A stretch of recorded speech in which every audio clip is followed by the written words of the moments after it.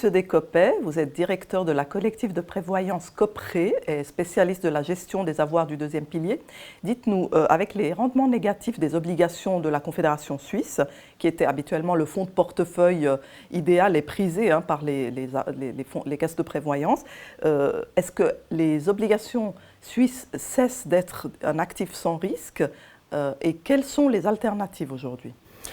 Alors, elles cessent effectivement d'être un actif sans risque. Au niveau du risque débiteur, elles sont toujours aussi certaines. Par contre, au niveau du rendement, elles ont un rendement trop faible qui ne satisfont plus les besoins d'une caisse de pension. Est-ce qu'on les enlève totalement ou on les garde quand même dans les fonds de portefeuille du deuxième pilier ? Alors, si je veux dire, on les réduit comme a fait Copré en 2014. On a réduit notre part obligataire de 20%, et ce, pour 5% pour l'immobilier direct. On a augmenté de 5% notre immobilier direct. Suisse, immobilier suisse, d'accord. 5% l'immobilier indirect. On a investi dans un fonds international qui a été créé par des fondations de prévoyance en Suisse. Et on a aussi investi dans 2 fonds immobiliers en Allemagne, un sur Berlin et l'autre sur des EMS. On a encore une partie de 10% qu'on a mis dans les investissements non traditionnels, qui sont le private equity, le trade finance et les infrastructures. Et tout ça a pris la place des obligations suisses sans risque ? Oui, tout à fait. Maintenant, pour le solde de la part obligatoire de Copré, qui est à peu près de 22%, notre commission de placement est en train d'étudier des alternatives, mais ce qui est difficile et complexe parce qu'on aimerait avoir un rendement stable et pas une forte volatilité. Donc ça, c'est le défi actuel des caisses de pension. Et quelle part représente l'immobilier alors du coup ? Une part très importante ?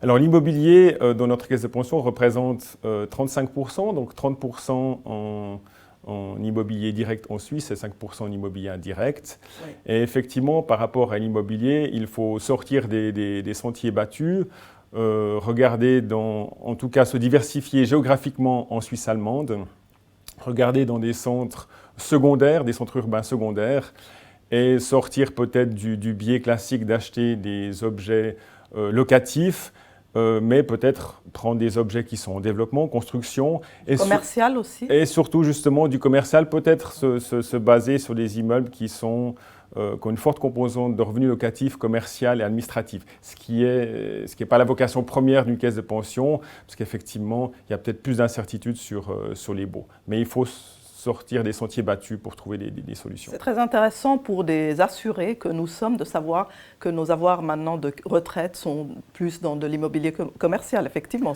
Alors, une toute petite partie, mais c'est un développement. Oui. Parce qu'effectivement, les baux commerciaux avaient tendance à avoir une longue durée, de 10 à 15 ans. Et maintenant, il y a une réduction plutôt entre 5 et 10 ans avec des gratuités. Oui. Mais pour l'instant, on vient d'acquérir un immeuble où on a des baux à 15 ans avec des institutionnels comme la police. Donc, c'est intéressant. Peut-être vous pouvez nous donner une idée du rendement de ces locaux ?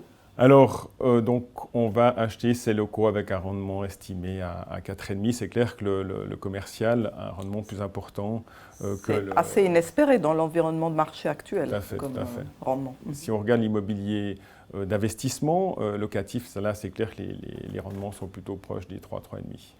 Est-ce que vous diriez que les grandes caisses sont avantagées par rapport aux petites caisses du fait justement que vous pouvez acquérir des immeubles et que vous avez cette force de frappe d'investissement ? Alors je dirais oui, effectivement, pas seulement pour l'immobilier, mais pour tous les placements, notamment ces placements non traditionnels, de par des moyens en finance et en personnes qui sont plus conséquents dans une grosse caisse de pension, et aussi par rapport au fait que si on prend l'indice de performance de l'UBS pour 2015, oui. La performance des caisses de pension en dessous de 300 millions ont fait une performance de 0,44%. Oui.